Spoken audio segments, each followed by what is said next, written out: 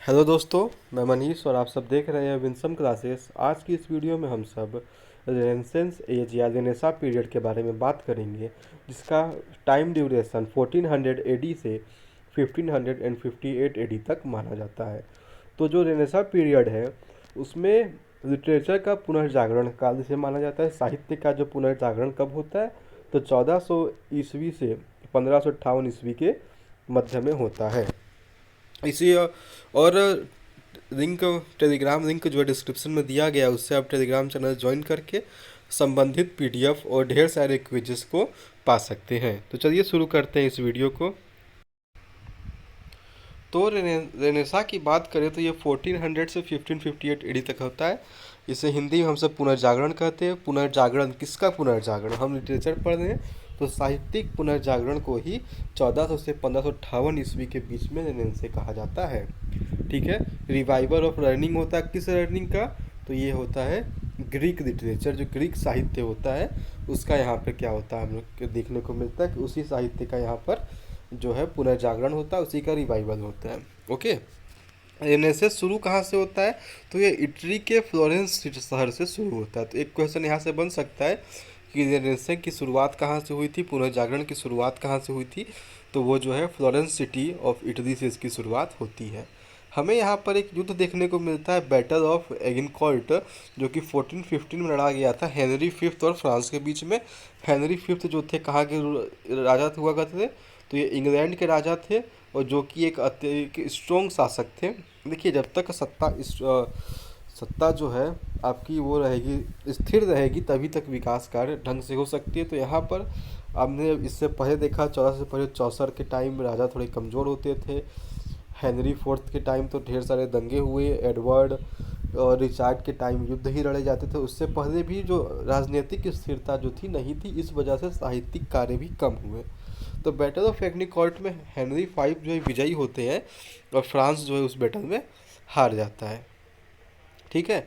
आगे हम बात करते हैं तो हमें एक इसी में एक टर्म देखने को मिलता है, कैड रिबेलियन, जो कि पीजेंट विद्रोह हुआ करता है 1450 में देखने को मिला। पीजेंट मतलब क्या होते हैं? आपके किसान होते हैं, जो कृषक होते हैं, उनके द्वारा किया गया एक विद्रोह है जिसे हम सब कैड रिबेल्स कहते हैं। उसके बाद वार ऑफ रोजेस, जो करीब 30 साल तक चलता है, बिटवीन ऑफ लैंकास्टर फैमिली और यॉर्क फैमिली, जो कि क्या हुआ करते थे, रॉयल फैमिली थे। आगे बात करते हैं तो रेनेसां के जो मेजर वर्क्स जो इम्पोर्टेंट होता है। ठीक है। बाकी तो वहाँ के ढेर सारी चीज़ें थी इतने के इस दौरान ढेर सारी चीज़ें वहाँ देखने को हमें मिली थी, पर चूँकि हम लोग के पेपर में सिर्फ लिटरेचर संबंधित साहित्यिक बातें आएंगी तो हम मेजर वर्क्स को पढ़ते हैं। तो सबसे पहला वर्क हमें देखने को मिलता है वो रॉजर आस्कैम का है। रॉजर आस्कैम ने टॉक्स ऑफ फिदस लिखा था, स्कूल ऑफ शूटिंग। ठीक है। तो रॉजर आस्कैम की क्या रचना थी, जिसे हम कहते हैं टॉक्स ऑफ फिदस। टॉक्स ऑफ फिदस क्या है? School of shooting. बस सिंपल सा बात, इसे आप अपने कॉपी में नोटबुक में नोट कर दें। बाकी पीडीएफ के लिए आप टेलीग्राम चैनल को भी ज्वाइन कर सकते हैं। आगे एक महत्वपूर्ण नाम हमें देखने को मिलता है, इम्पोर्टेंट नाम है, मेलोरी। इन्होंने क्या लिखा था? मोर्टे डी ऑथर। मेलोरीज मोर्टे डी ऑथर, ये क्या था? एक लॉन्ग वर्क है जो कि प्रोज में लिखा गया था। ये legends of King Arthur and his knights on the round table पे बेस्ड है। ठीक है। तो मोर्टे डी ऑथर का बेस क्या है? तो ये किंग आर्थर जो होते हैं और उनके नाइट्स, जो कि एक राउंड टेबल में इनकी सारी चीज़ें होती हैं, तो उसी पर बेस्ड बना के मेलोरी द्वारा मोर्टे डी आर्थर को क्रिएट किया गया था। तो ये इम्पोर्टेंट बन सकता है परीक्षा में। आगे की हम बात करें तो अगला क्रिएशन हमें देखने को मिलता है जिसका नाम है इरेस्मस। ठीक है। इरेस्मस ने क्या लिखा था? Praise of Folly. तो who written Praise of Folly? तो Praise of Folly was written by Erasmus, composed by Erasmus. इसकी लैंग्वेज क्या थी? तो लैटिन भाषा इसकी लैंग्वेज थी। It was a collection of songs sung in the praise of new learning. ठीक है। चूँकि वहाँ पे नई लर्निंग की शुरुआत हो गई थी, तो प्रेज ऑफ फॉली क्या था? प्रेज ऑफ फॉली था एक सॉन्ग्स का कलेक्शन था, कलेक्शन ऑफ सॉन्ग्स। कैसे सॉन्ग थे? जो कि सेलिब्रेट कर रहे थे किसको? न्यू लर्निंग को। Because new learning shifts away vicious evils and ignorance. तो जितने भी मानव में जो बुरी चीज़ें होती है उन सबको हटाकर नई चीज़ें लाई जा रही थी, इस वजह से इरेस्मस द्वारा प्रेज ऑफ फॉली को लिखा गया था। ठीक है। अगले की ओर बढ़ते हैं, थॉमस मोर। ये तो भाई इम्पोर्टेंट है, इसे जो है हम सब यहाँ देखना ही देखना है। थॉमस मोर के द्वारा लिखा गया क्या था, यूटोपिया किसके द्वारा लिखा गया था, थॉमस मोर ने यूटोपिया लिखा था। यूटोपिया हमें रट लेना है, यूटोपिया थॉमस मोर यूटोपिया 1516 में। यूटोपिया क्या होती है, utopia is an imaginary society, यह एक काल्पनिक सोसाइटी है। कैसी सोसाइटी, जहाँ पर सभी लोग इक्वल हो, समान हो, जहाँ पर सभी लोगों को समान अधिकार हो, राजनीतिक धार्मिक आर्थिक सभी रूप से लोग क्या हो, समान हो।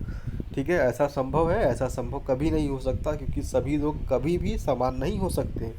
तो यूटोपिया क्या है, एक काल्पनिक सोसाइटी है। इसे जो है हम सब kingdom of nowhere, imaginary land और हेवन ऑफ फूलिश पीपल भी कह सकते हैं। वास्तविकता की बात की जाए तो दो इंसान यदि हैं, दो सामाजिक प्राणी यदि है, तो वो कभी भी बराबर नहीं हो सकते। पर यूटोपिया में इसी की बात की जाती है जो थॉमस मोर ने लिखी थी। ठीक है, 1516 में थॉमस मोर के द्वारा यूटोपिया लिखा गया, जिसे किंगडम ऑफ नोवेयर, क्योंकि ये कहीं स्थित तो है नहीं, इमेजिनरी लैंड बिल्कुल काल्पनिक भूमि था, और हेवन ऑफ फूलिश पीपल मतलब एक अच्छी कल्पना थी, पर क्या है, हो नहीं सकता था, इसलिए इसे मूर्खों का स्वर्ग भी कहा गया। तो थॉमस मोर इम्पोर्टेंट पॉइंट है, हमें इसे जो है बिल्कुल याद रखना पड़ेगा।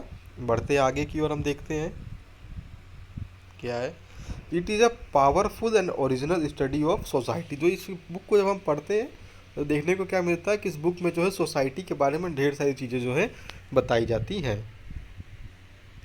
आगे हम बात करते हैं, तो टिंडल के द्वारा लिखा गया था ट्रांसलेशन ऑफ न्यू टेस्टामेंट। अब देखिए टेस्टामेंट क्या होता है, टेस्टामेंट को कहा जाता है बाइबिल।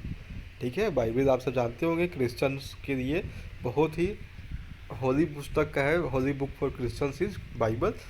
तो बाइबल का जो ट्रांसलेशन किया गया था लेटिन भाषा में, उसे हम सब क्या कहते हैं, न्यू टेस्टमेंट कहते हो। जो ओल्ड टेस्टमेंट किसे कहते हैं, जो हिब्रू लैंग्वेज में बाइबल है। तो बाइबल का ट्रांसलेशन किसने किया था, टिंडल ने किया था। किस लैंग्वेज में, लेटिन लैंग्वेज में, हमें याद रखना है। तो Tyndale translated Bible in Latin language. Okay, बढ़ते हैं अगले पॉइंट की ओर। It provided a standard to English for और इंग्लिश में, इसने क्या, इंग्लिश को एक जो है स्टैंडर्ड प्रोवाइड किया। आगे देखिए, यहाँ पे एक इम्पोर्टेंट चीज़ है जो परीक्षा में पूछी जा सकती है, इसकी संभावना ज़्यादा है, प्रबल है। टोटल के द्वारा क्या लिखा गया था, मिसक्रेनी क्या था, मिसलेनियस पोएम का एक कलेक्शन था। ठीक है, जिसमें हाफ ऑफ पोएम, जो आधा पोएम किसके द्वारा लिखा गया था, थॉमस वाइट के द्वारा, और हाफ लिखा गया था हेनरी हावर्ड के द्वारा। ठीक है, जो पोएम कलेक्शन था पोएम का, कलेक्ट किसने किया था, टोटल ने।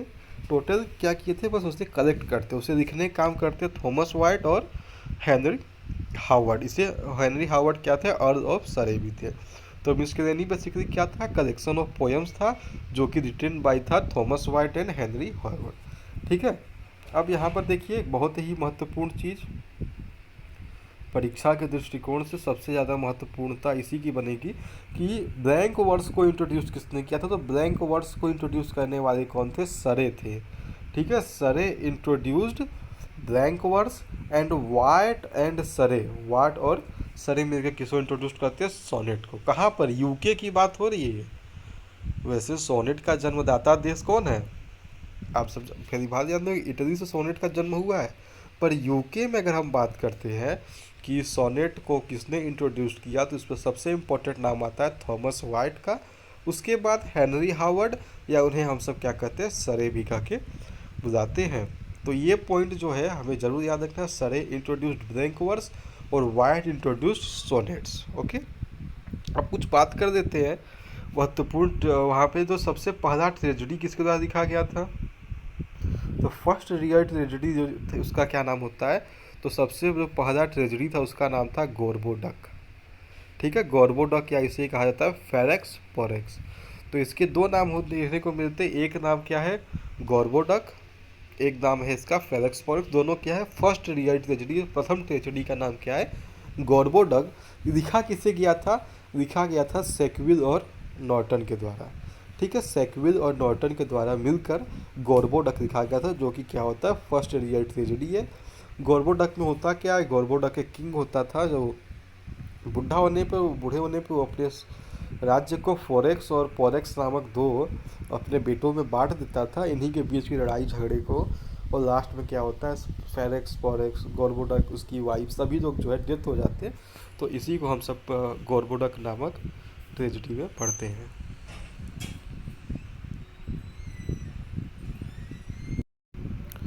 तो दोस्तों अब बात करते हैं कि फर्स्ट रियल कॉमेडी का नाम क्या है। तो फर्स्ट रियल कॉमेडी का नाम था रोइस्टर डोइस्टर, जो कि निकोलस उडाल द्वारा रिटेन है।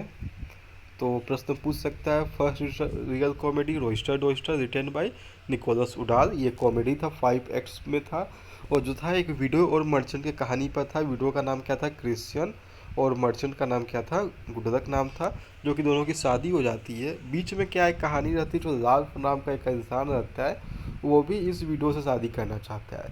तो इस विडो को रिझाने के दौरान जो वो काम करता है उससे इस प्ले में कॉमिक सीन्स क्रिएट होते हैं। ठीक है, ज़्यादा इसमें हमें नहीं ध्यान देना है, ध्यान हमें बस इतना देना, first real comedy Roister Doister written by Nicholas Udall, first tragedy Gorboduc written by Sackville. Okay, तो रेनेसां पीरियड में ये कुछ महत्वपूर्ण कार्य हुए थे। आगे मैं बात करूँ रेनेसां पीरियड में, तो ढेर सारी वहाँ पे आपको पेंटिंग्स देखने को मिलती है, जैसे कि लियोनार्डो दा विंची द्वारा मोनालिसा को क्रिएट किया गया था। यूरोप क्या था, ग्रीक लिटरेचर से भर गया था, स्कूल और यूनिवर्सिटीज़ की वहाँ स्थापना होने शुरू हो गई।